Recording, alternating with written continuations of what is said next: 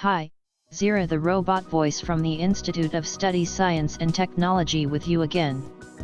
This time, we will look at life in the new millennium. We live in a dynamic information age largely driven by scientific communications and the digital revolution. The demand to be informed is relentless. Popular magazines routinely carry articles on how to cope with this constant barrage of information. We are drowning in information, but starve for knowledge, observes trend spotter John Naisbitt. What a paradox! The more information we acquire, the less essential knowledge we seem to absorb, often with dire long-term consequences. God's warning through Hosea certainly rings true. As an insightful editorial in a popular American national newspaper put it, with nearly 1,000 new books published in the U.S. each week, the pressure to stay informed weighs heavily.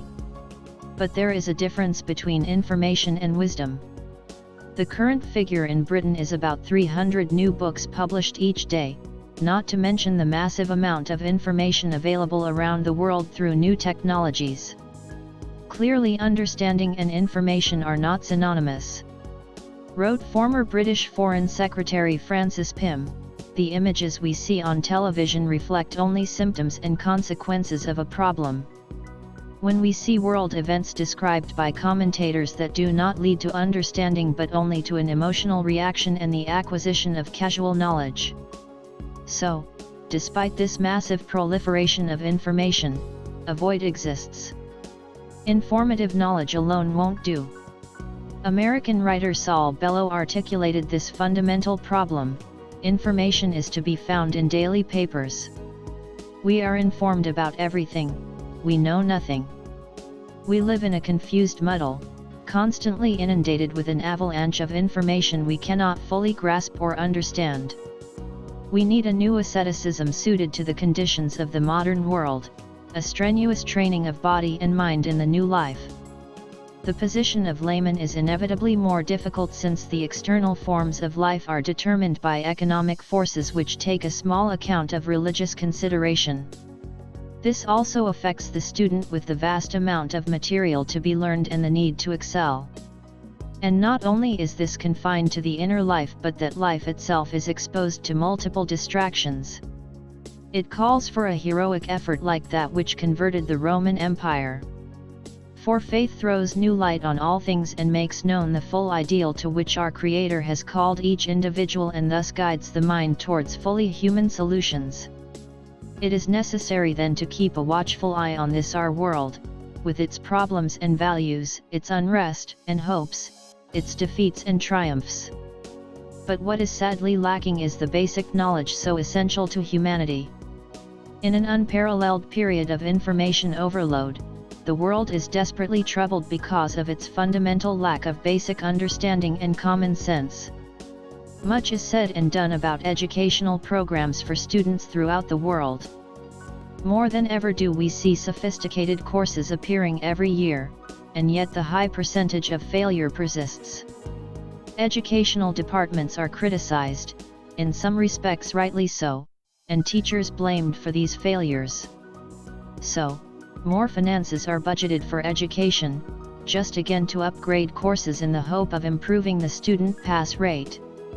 The problem, however, does not always lie in the education presented at schools, as thousands of trained people concentrate their efforts annually in developing and improving the programs. Whilst all the effort and finances are directed towards improved curriculum subjects, we tend to overlook the real problem. In the early 21st century, higher education has become a competitive enterprise. In many countries, students must compete for limited places in universities, and all countries' admission to the top institutions has become more difficult.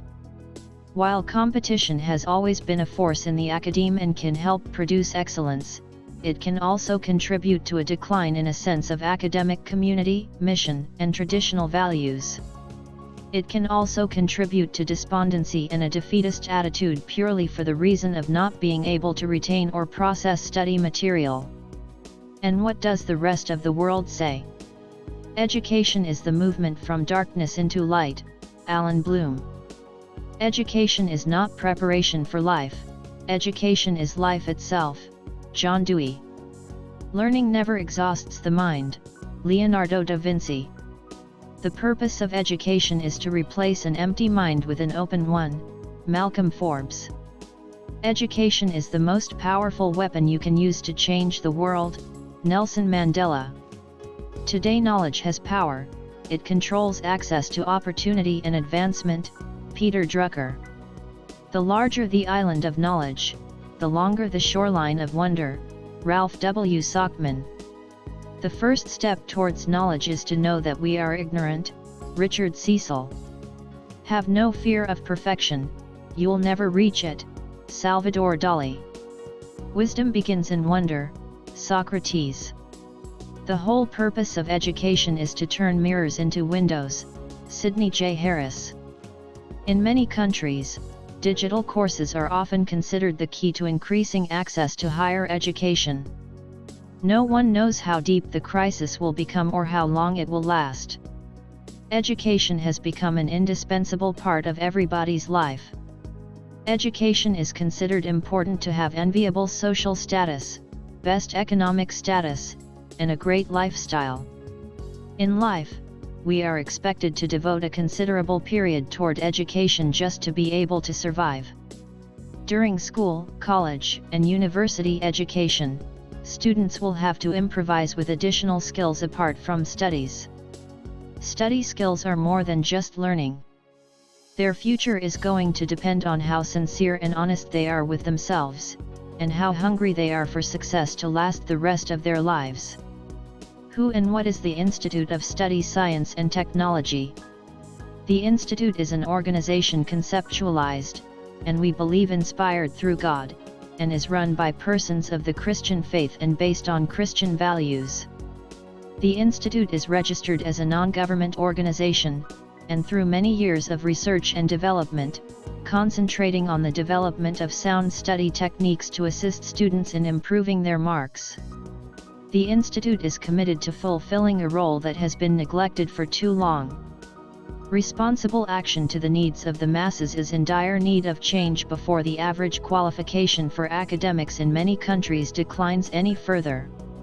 Our course is designed to assist in eliminating this major problem. Effective study skills must be practiced for you to improve. It is not enough to simply think about studying, you have to do it, and in the process use information from what you do to get better. Your entire future hangs in the balance. In putting across a study course of this format, there are certain aspects of the science of studying that must be mentioned. The techniques, when mastered with our course, are retained for the full lifespan of the student. The course is not subject-related and can be applied to all fields of study. We teach senior students how to study successfully. Our students rate amongst the top 10% of achievers.